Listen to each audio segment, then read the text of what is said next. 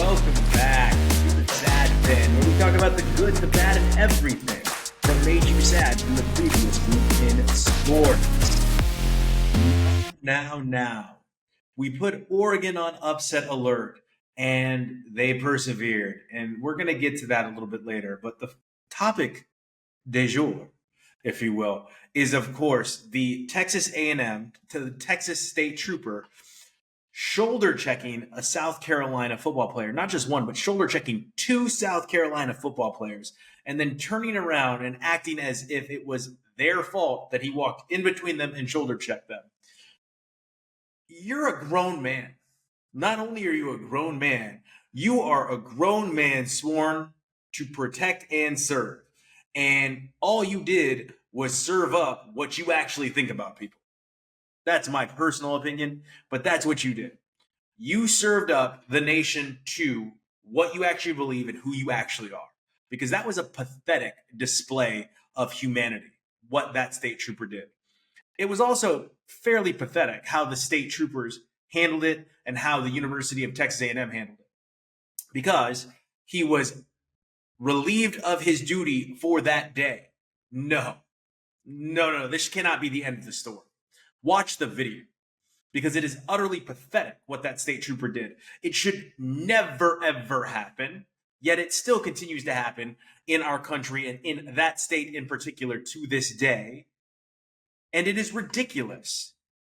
That level, that actual level of eyes on something, that level of significance in that game, as Texas A&M had to have a major comeback that we're not talking about, a 28-point comeback that we're not even talking about because of the actions of this state trooper. So when I say it is not far enough for you to relieve him of his duty for that game, I mean it.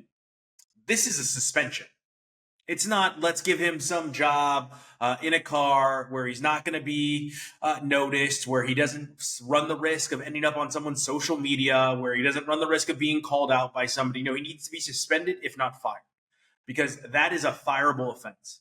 That is him physically assaulting, lightly, but still physically assaulting a college student in the middle of a college football game while they're supposed to be in a safe area. This is not a participant in the game. This is a state trooper there to protect the players from anything that may happen, any violence that may be happening in the stands. Anything like that, that's what that state trooper is there for. That's not the action that state trooper took. In fact, that state trooper ended up being relieved of his command for that day, or relieved of his assignment for that day, because of what he did. So not only did he do the opposite of his job and bring a threat to those players, but now they're down an officer at that game because of his actions. And it's actually stupid that I have to lead the show with this. It's actually stupid that this is still happening in our country to this day. And it is actually stupid that individuals like that get jobs like police officer, like state trooper, because there has to be some warning sign somewhere that someone like that will react in that way and take that action towards a young college-age football player. On to other things. Let's talk about Oregon, because Oregon's got another big game that we need to talk about against USC this weekend. And this is a make-it-or-break-it game. If they can win this game, they solidify their spot in the college football playoffs. It is absolutely guaranteed if they win this game against USC this weekend. But I put them on upset alert. I was sounding the alarms because Oregon had not given us a reason to cheer for or expect anything from them in the last couple weeks.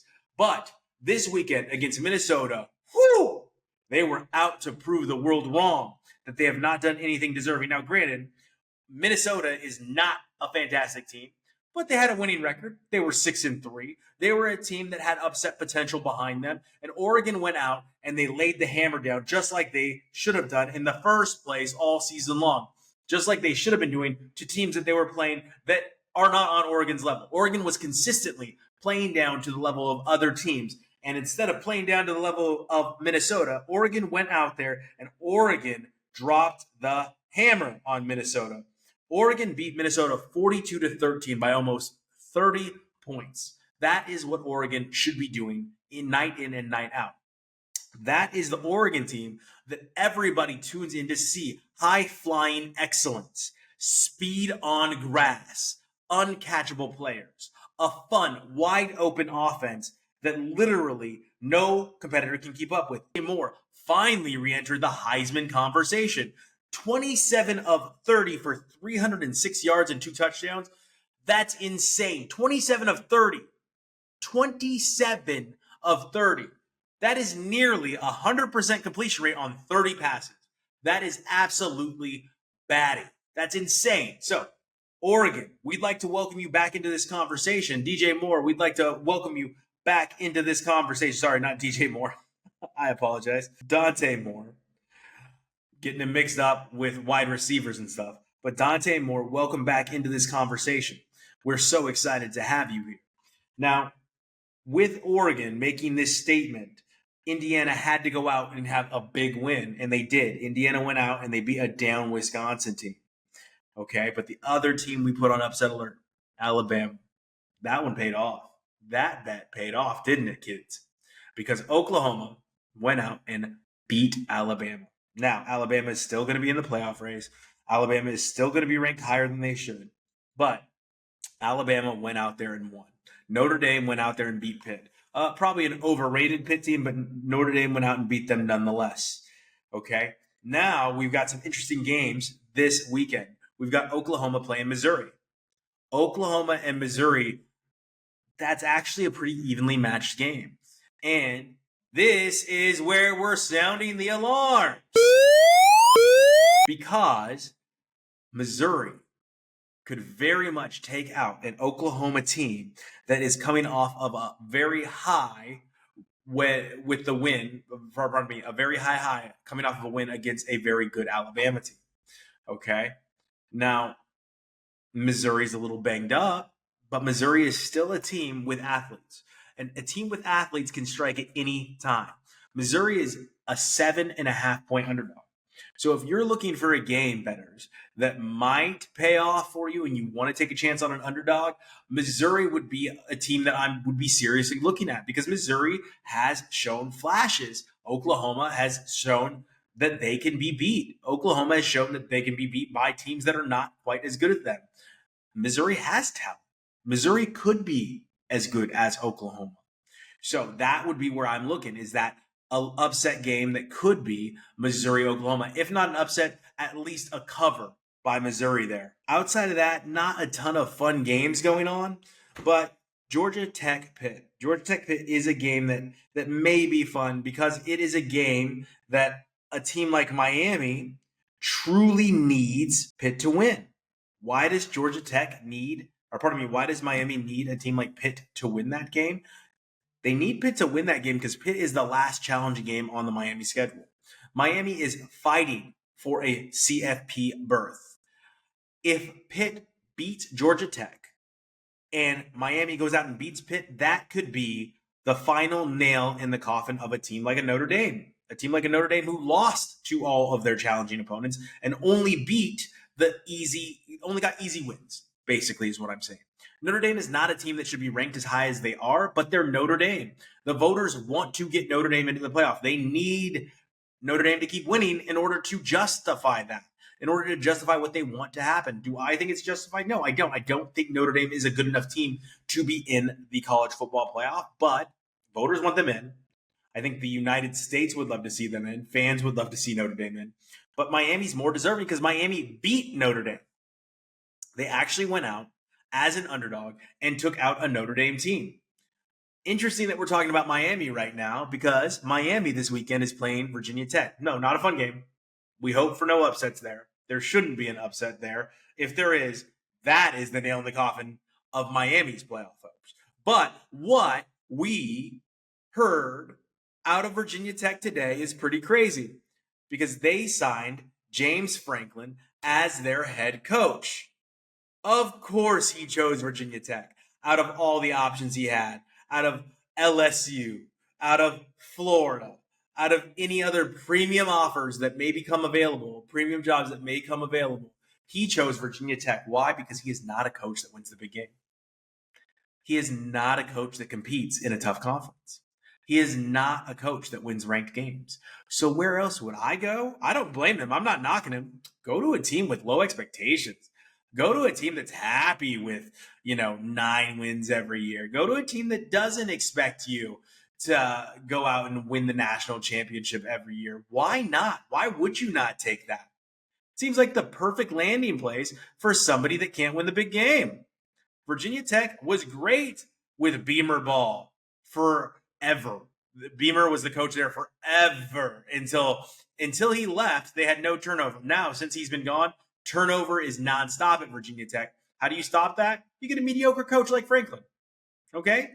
And Virginia Tech is a good place for him to earn a reputation that he's a winner again, that he can win the big game. Because every once in a while, he'll have an easy matchup against a team that shouldn't be ranked, like Pitt, and he's going to win that game. And he's going to wait for time to destroy, because time will cure all the ails. He will wait for time to destroy this vicious, true rumor that he cannot win the big game. And Virginia Tech is fantastic for that, because there will be, as said previously, zero expectations. And he can just trot his team out there without any thought of a national championship, except for when they win the ACC championship, 1 in the 10 years he's there, and they make the playoff. And he's going to stay there forever. He will retire a Virginia Tech Hokie. And you know what? This is a match made in heaven. It is fantastic for both of the parties involved. It is fantastic for Rich Franklin, and it is fantastic for Virginia Tech, because Virginia Tech will remain in the national conversation, and Rich Franklin will remain as someone that is thought to be a good head coach, even though there is no evidence to show that against top competition, against top teams in any playoff race, despite what he was able to do last year against, I think, SMU and Boise State. So think about that when you tell me he went far in the playoff last year. SMU and Boise State. Anyway, let's move on to the NFL. All right, so Shedeur Sanders. You couldn't wait for it. All you wanted to see was Shedeur Sanders. All I heard about was Shedeur Sanders, Shedeur Sanders. Oh my God, the teams are blackballing him. Oh my God, they're making an example out of him. And all the while, I have said this since his second game at Colorado. I don't think he's that great. I don't think that he is going to be a quarterback at the next level. I don't like the way he throws the ball. I think he is a quarterback that has some fantastic skill positions, one of which won the Heisman Trophy. And he just doesn't appear to be somebody that's going to be able to make it. He doesn't have the attitude of somebody that can make it. He looks like he's entitled. No, you earn everything you get in the NFL. You do not get to be entitled until you are an absolute superstar in the NFL. And Shedeur Sanders is not that. He was not a superstar in college. You could call him that, but he wasn't. It was just okay. His team never won anything, okay? They beat the teams they were supposed to. So Shedeur Sanders, for just hype reasons, was put on this pedestal and used as bait for us all to have a conversation that we should not be having, because Shedeur Sanders was never that good, and you finally got your wish. Why? Because injuries happen in the NFL. Injuries happen in the NFL, and the Cleveland Browns had to put Shedeur Sanders into a game, okay? When they did this, Shedeur Sanders completed 2 passes, and people started to believe, okay? You started to believe that you were right, and you were wrong, because you know what? I was right. Just like it's looking like I'm going to be right about Stroud, because what has C.J. Stroud done since his rookie year? And go ahead, look back at his rookie year stats. They were not phenomenal. He wasn't amazing. He was just better than expected on what we anticipated would be a bad team. Expectations made a fool out of us. We started to put a player on a pedestal that was good. He was above average for a rookie. And he has not done anything since. He has literally been one of the most mediocre quarterbacks in the NFL ever since he put himself in the top 5 quarterbacks in the NFL. And not just that, every single one of the quarterbacks he put in that top 5 has been bad except for Jalen Hurts. Now, when Shedeur Sanders was thrust into this game and he completed 2 passes, as stated previous, we thought, oh no, he's going to be great. But you didn't hold on. You didn't know how to wait, because you know what happened next with Shedeur Sanders? Would you like to guess? He went 4 for 16. He only completed those 4 passes for 47 yards, okay? He was sacked twice. And let's just take a guess at what his rating was. Take a guess. It was below 20. He had a rating of 13.5 against okay Ravens defense. And we still have people today defending this. Oh, he didn't get reps. Well, the other quarterback's a rookie, so maybe we want to get that guy reps. But also, he talked a lot of trash, like he was going to be able to go in there and do something, and all he did was go in there and look terrible. And that's not going to stop this season, and it's not going to stop next season. He's not somebody that you can trust with your football team. That's been evidenced by attitude, and no, it's not because he's a confident person. It's just people like that don't put in the work because they believe that they're entitled to a position. He's not entitled to anything. In the NFL, I hope this was a wake-up call, but I don't think it will be. I think this is just going to be another player that was overrated, that got the fans very hyped up for something that was never going to happen. He's never going to be a superstar. He was not blackballed, and he was not deserving of a top 10 pick. He was not deserving of a top 3 of any pick outside day 3. Third round, okay, sure. But outside of that, Shedeur Sanders is not good. Will he be good in the future? Maybe, but you're probably looking at what is going to be a trajectory like a, Charlie Whitehurst or a Tyrod Taylor or a, what's our guy down in Pittsburgh that just pops up every once in a while and plays quarterback for Mason Rudolph. Maybe he'll end up being like a Mason Rudolph, but that's his life. He's a backup. That's what Shedeur Sanders is. He's not a starter, and that's okay. It's okay to accept that. Your daddy was great. You're just not.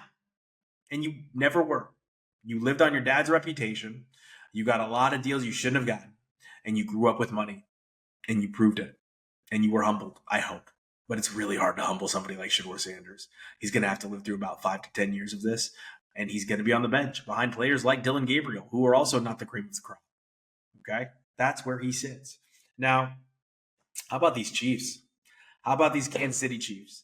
What are we going to do with the Kansas City Chiefs moving forward? Because I just don't know. I don't know what they are. This is a weird football team, and I don't think the Chiefs know what they are. They played the Denver Broncos, and I told everybody that they're going to expose the Denver Broncos, and this is where I have to eat humble pie. I was absolutely wrong. They did nothing to expose the Denver Broncos. In fact, they were exposed as a team that may not make the playoffs this year. I didn't think that I would see that happen under Andy Reid or Patrick Mahomes. But that's what it's looking like. And it's looking like it's time to get some new blood. Not as in head coach, but maybe some minds that don't think exactly the same, because it really looks like this team is figured out. And it looks like perhaps that offense has grown a little stale. Maybe we need to be pushing for a change. Maybe it's time for a wake-up call, or maybe it's fatigue. Because it is hard to play this sport at the level the Kansas City Chiefs have played it at for this many years. It is hard to make it to back-to-back Super Bowls, only missing one Super Bowl, I think, in the last 5 years. So that's difficult. And I don't blame them for being where they are at. But something needs to happen with that franchise, because Denver is not great. They have a great defense. It's not unprecedented, but it's great. They're sacking the quarterback on 1 in every 10 dropbacks, which is insane. But they're not a phenomenal team. They're quarterbacked by Bo Nix, who is another mediocre quarterback that would start over Shedeur Sanders. And it's a game that the Chiefs should have won if they were going to mark that they were back. Now, who is back? Josh Allen is back to his old self, because that game was absolutely crazy against the Tampa Bay Buccaneers. Baker continues to show that he's going to do everything he can to try to carry or will this team to the playoffs. But Josh Allen is phenomenal. 3 rushing touchdowns, 3 passing touchdowns. The only other player to ever do that, Josh Allen, is the only other player to ever do that. It's unprecedented, and it's absolutely insane, okay, that we're seeing a player like Josh Allen on a football field, and their team is not favored in every single game, and their team is not favored to win the Super Bowl. So let's keep an eye on the players like Josh Allen, the teams like the Bills. Let's keep an eye on the Tampa Bay Buccaneers, who are incredibly injured, but Baker Mayfield, Emeka Egbuka are going to be players that are going to try to thrust that team into the playoffs. They are a good enough team to make a run in the playoffs. They're not quite the Los Angeles Rams, but they could upset a team like the Los Angeles Rams if they start to get players back healthy prior to that game. The last thing we're going to talk about is the Detroit Lions and the Philadelphia Eagles. I still believe in the Detroit Lions, and I still believe in the Philadelphia Eagles. But my goodness, when the winds are high and the tensions are higher, those teams okay, the Lions are built on toughness. I don't know what happened to that running game this week. The Eagles, you have Saquon Barkley and Jalen Hurts, two amazing running threats. You have one of the best offensive lines in all of football. What in the world are we going to do with a game like that? Not watch, I think is the answer, because that was terrible.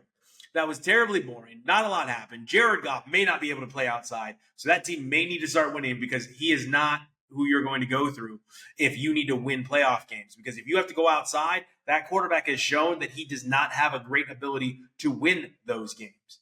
So what I'm going to do is I'm going to say this. The Lions will still make the playoffs. The Lions are going to be 7-4 at the end of this weekend because they're going to take out the New York Giants. But the Lions are not a team that you can bank on to make it to the Super Bowl this year. However, let's go back to what we previously talked about. The Buffalo Bills, I'm going to ride that wagon until the wheels fall off. Anyway, this has been the Sad Fan. Thank you for joining us each and every week. We truly appreciate you. And thank you so much for dealing with our technical difficulties. We're sorry we're getting this episode out to you late. We're sorry we couldn't give you the pick of the week this week, but we will get you next time. Back to the block, I'm scamming. Back in the shop, I'm scamming. Get it off a dummy, I'm scamming. Always get money, I'm scamming.